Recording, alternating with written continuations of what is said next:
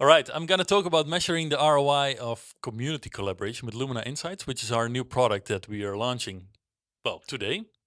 Been working on this for, I guess, maybe over 2 years, 1.5 years. There's been a lot of thought into this already from years before, but especially Moritz that in the back there that's been thinking about like, hey, how do we get analytics insights for our community managers, for the stakeholders, for ourselves as well, like in general with product analytics, and how do we do this in a good way?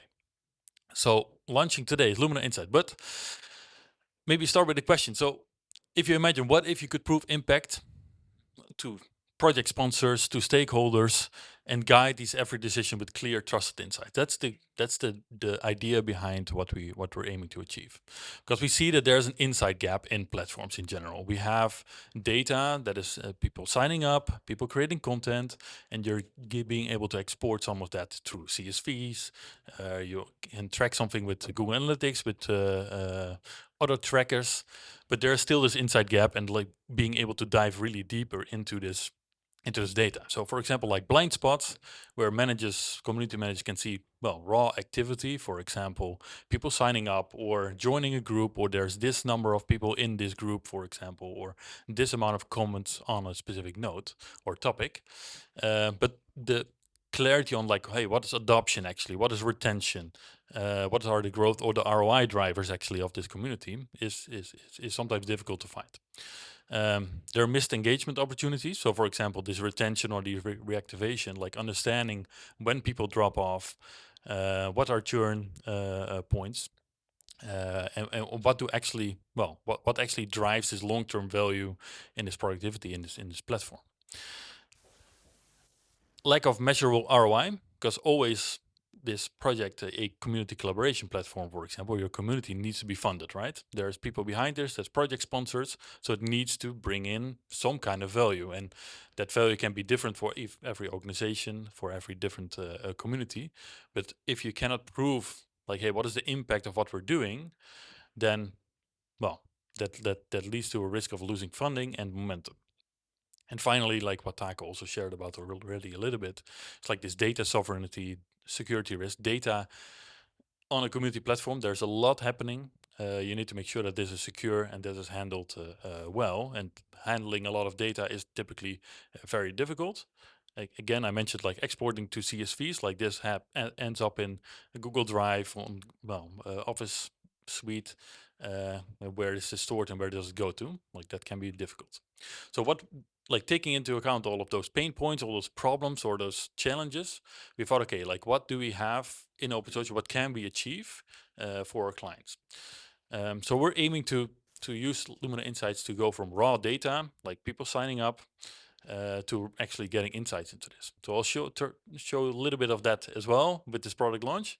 But first, let's take a look at like the idea that we are trying to achieve. Like really give you actionable insights. Like not just, hey, this is the amount of people that signed up, that actually understand like, hey, when do people sign up, what are cohorts of people signing up, and what are the activity levels of those, what are onboarding campaigns that I'm using, and what are the effect of those, in the end, to guide you to make better decisions.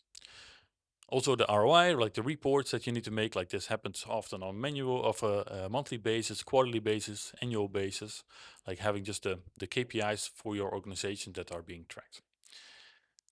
Compliance ready tracking, like events happening. There's a lot of trust that needs to be in a community.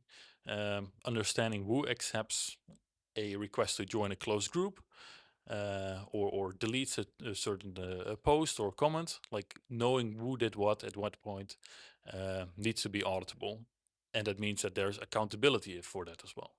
So that is something that we see with a lot of organizations, international organizations as well, that you need to be compliant, and there are costs to that. And again, like, well, with open social, like we're focusing a lot on this security, data sovereignty. Your data stays in your control. So that means that if you're hosting in the EU, like the data stays in the EU. If you're hosting in the US or anywhere else, like that stays with your platform. So this doesn't go to external third parties either. Everything is based on open source tooling and open standards. So this foundation of how do we get to this insights, these actionable insights, is work that we did, well, over the last 1.5, 2 years, where we put a lot of effort into designing a way to capture activity from the community into structured events. So that means that we can see, hey, a person joining a group that was active on at this moment in this time, and the person that did this was actually the person group manager accepting the request. And that means that we move away from snapshots of like, hey, this is how the data looks right now, to actually being able to see this complete history of activity in your community. Again, like makes it possible to see trends and adoption, engagement, measure this retention and reactivation, and understand like where that comes from. Compare activity over time. So for example, looking at maybe the Christmas period last year versus Christmas period the year after, the year before, like understanding like what are the effects of that or certain campaigns that you started. Real-time signals, because all of this data comes in real time. So near real time, seconds delay maybe, but like in real time, but also get you these long-term insights. And again, like prove the ROI by connecting data to actually impact and value of your community. So how does that look like in practice? We now have two things, which is about the community health, like understanding like, hey, what is the overall community health and diving deeper into that, and the community spaces around that. There's a lot more coming. We'll talk about that at the end. But first, community health at a glance. So a lot of the core metrics are about like active users, right? So weekly active users, like how many members are active week by week. Comparing this again, like over time. Retention, reactivation, who stays engaged, who comes back, what are drop-off points, and what are the effect of certain campaigns on this. Sign-ups, contributors, like are new people signing up, are they actually contributing as well? Because like, yeah, just people signing up or being active doesn't really bring any value to the community per se. We also have the option to, well, really go more into depth. Like there's a few visuals of like how that looks like, where we can determine like activity frequency. So hey, how on average are people active in a month? So how often do they come back? How often are they engaging with the community? Again, that can be measured against cohorts of sign up of members in a sign up week to understand the difference in over time of the effect of certain campaigns. Participation balance as well as we're doing through a Gini index, where we're trying to understand like, hey, is activity broad over the community? Are a lot of people participating and contributing to that, or is this only by like the top 10 contributors that, well, that maybe just need a Microsoft Teams channel indeed, like I think Frederick mentioned. So who drives the most engagement is something that we can do, and that is also like, if we talk about like GDPR privacy, there are options that we have where we can look at like, hey, who's opting into or opting out of data to be shared. Like in general, we collect as little information as possible, but indeed, like understanding like top 10 contributors, you need to understand like, hey, who is that, and who's fueling this the engagement in your community. Again, I mentioned it already, like cohorts. So this is an example of the cohort activity heat map. So we can track by sign up week how each new member cohort behaves. So this is on week by week basis, but we can also dive deeper into specific insights to understand like, hey, this campaign actually triggered a cohort that is much more active over time. It can also be that, hey, there's in general, like after 4 weeks, there's a drop off. So we can focus on efforts to reduce that and start reactivation campaign after that. Group insights. So going a little bit in these groups. Okay, what are these collaborations? Because in general, we have a community, which is a big space, and there's these sub communities, these smaller groups or organizations that are where a lot of activity happens as well. So in this case, we can also track the participation of that. So how are certain groups doing? We can drill down into this, so we can understand the specific groups, how they perform, how that what the participation levels are of those, but also compare that. So you can indeed like take a look at like, hey, this group is very active. Like, what are the signals? What are the attributes to this group that make it perform better over other groups? Measure growth, like monitor how group membership expand or shrink. For example, in this case with the cross-border development, which is over this period of time. I think I selected 3 months here. There's a large influx of new members. And then we can also compare this to like, hey, what is the participation level of this group? Like, did that change, or was it just new members being added or being invited to join that group and nothing actually happening? And again, like as mentioned, like filter, drill really down into these group insights. And that gives you also the ability to understand, like, hey, where do I need to focus attention, right? Like if we have certain groups that are high participating, great, can support that in such a way. Or if it's very low participating, they're kind of inactive groups. There's a lot of dormant, they're dormant, there's a lot of members, there's little activity. Yeah, maybe we need to close them up, or we need to perform action X, Y, or C. Of course, that is what you is for your community, so you know best what to do with that. But it's really about like prioritizing actions and giving you the decision points or the data to make the decisions that are useful, and we can spend your time and energy on, rather than doing this maybe overall or over a larger effect. Really to focus this energy. We have a few capabilities to these are just a few examples of like, hey, how can you work with this data? We have now over 60 plus unique data points that we're tracking. So for example, topics being created, users signing up, like the normal, the more generic ones. We can also measure page views for authenticated users. So we can understand like, hey, what are the users that are coming to the platform, but are not contributing in, well, in new topics, new comments, new likes, or anything there. Which could also be something that, hey, we can target a specific campaign to activate them into a certain case. We allow you to slice data by time. So really, hey, select this time frame, last 6 months by default, for example, to see like, hey, how is it performing overall? But really also dive deep into like, well, 5 minutes, 10 minutes, an hour, last quarter, or compare those data over time. So that gives you not like, again, like not a snapshot of the current state, but really allows you to zoom in on specific cases and understand like what's going on. Also by roles, for example, right now to isolate like impact for what the impact of site managers is on the active users, for example, to remove that, or on certain roles if you have those, to understand like what the performance of that is in general. Data is great, but it only tells you like you need a story to really say, hey, what's the value of that, right? So you can mark key events like campaigns, new feature launches, so it tells a story and it's not just numbers.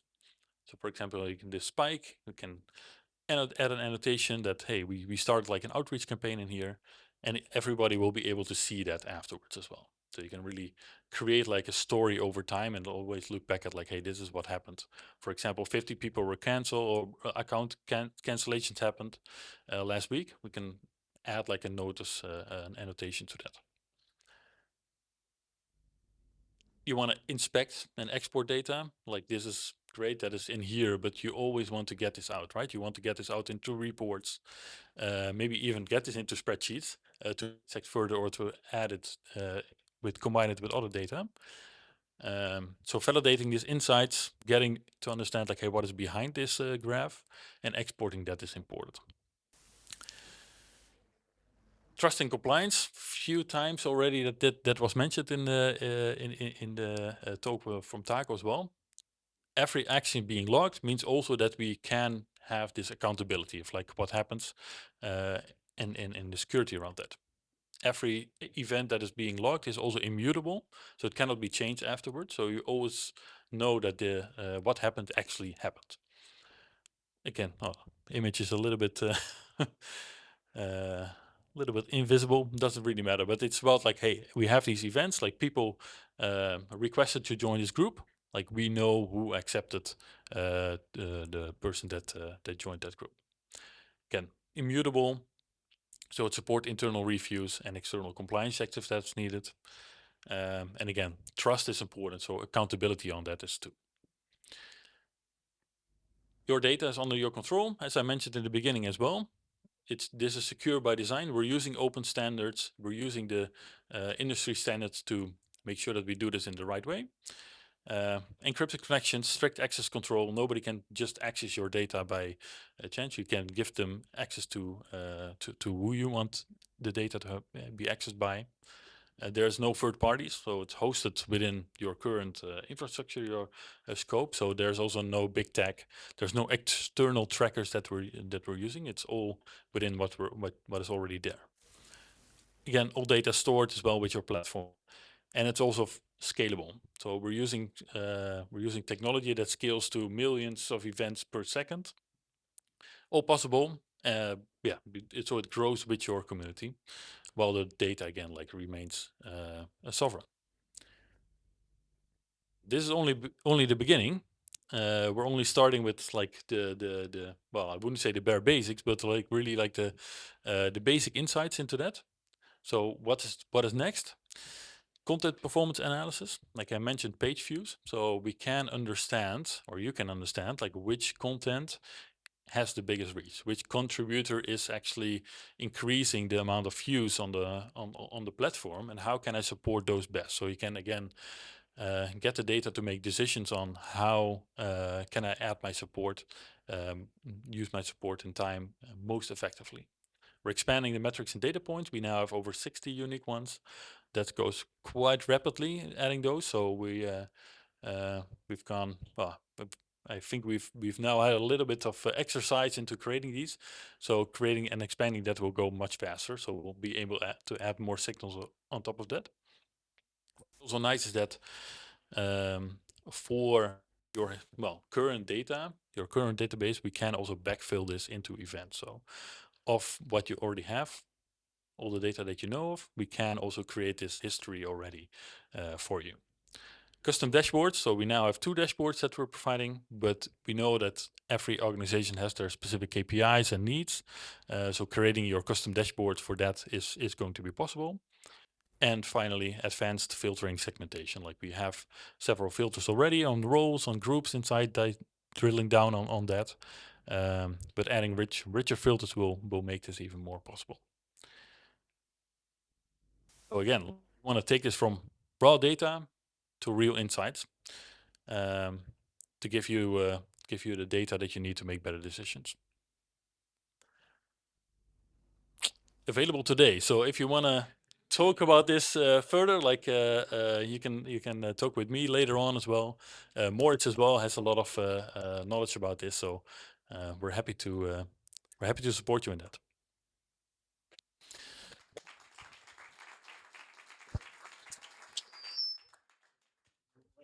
It always likes to hurt my ears. Thank you so much, Bram. Any questions? Don't be shy. Took you for a while. Here you go. Simple question. Out of this, what's most exciting? Like, what's most kind of cutting edge, new? Like, what doesn't kind of, yeah, what you think might be kind of a bit game changer in terms of what's useful to the users in terms of insights? Yeah, so it's a good question, because I've been thinking about this a little bit already. Like one of the things that I was maybe 1 year ago I was most excited about is the actually being able to get data in real time, but also to create this historical view. So one of the things that I find is really interesting, and I've been playing around with quite a bit, is that I can zoom into different time periods and really understand like, hey, what happened here. But then I can also see like, okay, this is the time that a lot of people join this group, and I can link that back to a specific campaign that was started. So you can really like understand like the data and get insights out of it that I wouldn't really get with just exporting CSV data over time. So because that typically happens like maybe every month or so. So here really you can dive really deep into this and get some insights out of it. I don't know which visualization I like most, but there's really some really interesting things also with, for example, the Gini index. To understand like, hey, what's the participation level? Like how broad is it? Like how many people are actually contributing or active on the platform? and how is that distributed over like the entire community versus just a few top users, because that is just difficult to get out of it right now. No. But play around with it and let me know what what you think is most important or most useful. Yeah. Thank you. Any other questions?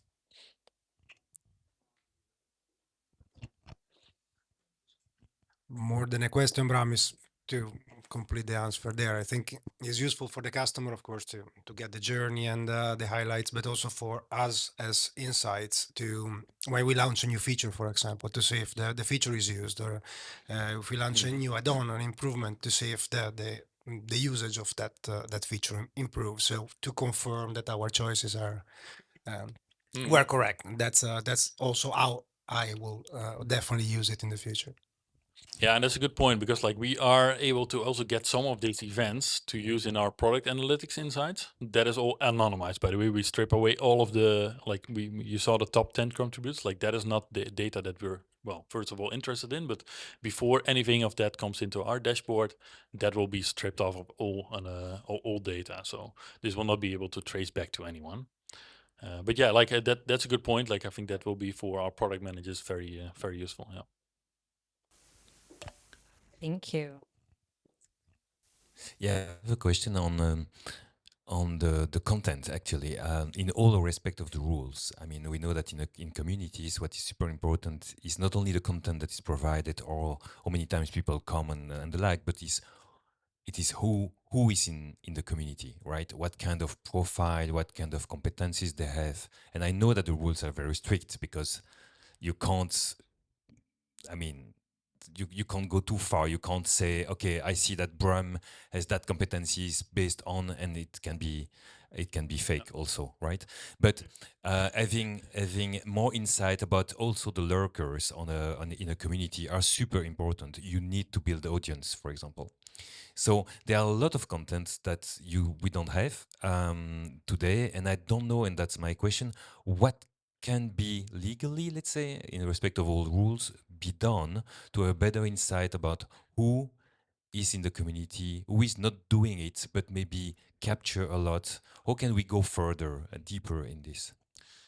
That's a very important question, because you like, if you have a lot of data, you have a lot of power, and you need to be very careful what you do with this, right?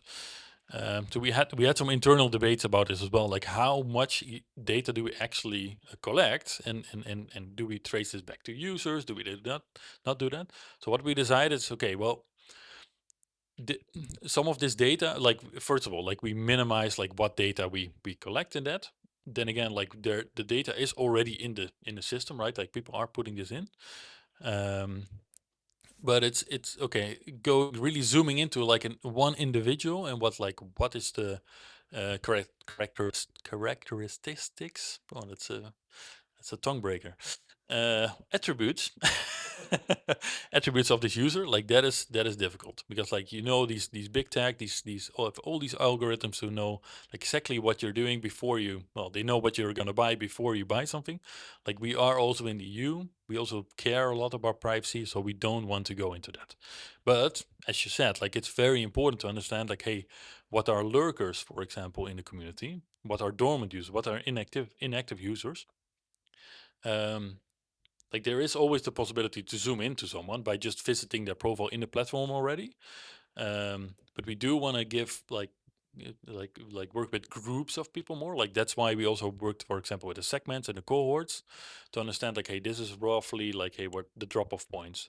These are, well, the top contributors. Like for that was an example also with the name indeed. But you can also group these again.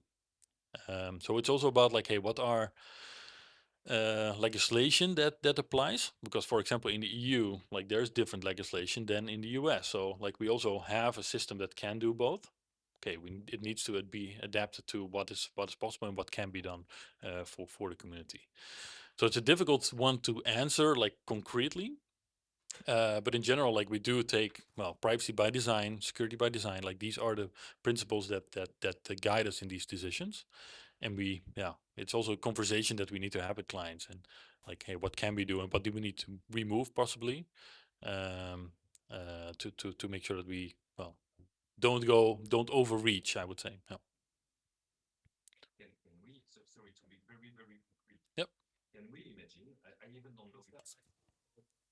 Yeah, sorry. Can we imagine? I even don't know if it's legal and all due respect and to make sure compliancy. But can we imagine, for example, that as community manager, that you make sure that you let's say tag sometimes so that you can identify who is a scientific, who is a policymaker, for example, and that you in these insights that you can say the most the profiles of active members, for example, are mostly scientifics. We have a lot of lurkers, but we know that a lot of lurkers that connect every week, for example, are policymakers, because that value, for example, is huge for some important stakeholders in our organizations. But I don't know if this is legally, if it's not breaking some privacy issues. Even if it's not about one person, it's more about linking profiles to that. Yeah, so there are options, and there is some of these are indeed legal. Like you don't like again, like it needs to be something that is not traceable necessarily back to a single individual. So that is one thing that we also need to make sure is we don't provide this data in like indeed like to make insights into like a one person and direct like the actions that we take on this, but having the ability to already identify, okay, these are the, I don't know, like policy makers indeed in general, because they also said like they are policy makers. Yeah, that is data that you can use to create a generic overview or analysis on this. And I guess like Lumina Insight just makes it easier because you can already do it. It's just much harder to do it without something like this. You need to maybe start collecting data daily basis. You need like exporting data and then trying to understand like, hey, how can we the diffuse, for example, as well, like how can this can it be linked to that? It's a balancing act because you don't want to go too far, and I think like that is something that we need to have conversations with maybe tomorrow as well, like, hey, how can we balance that out? Yeah. Thank you, Bram.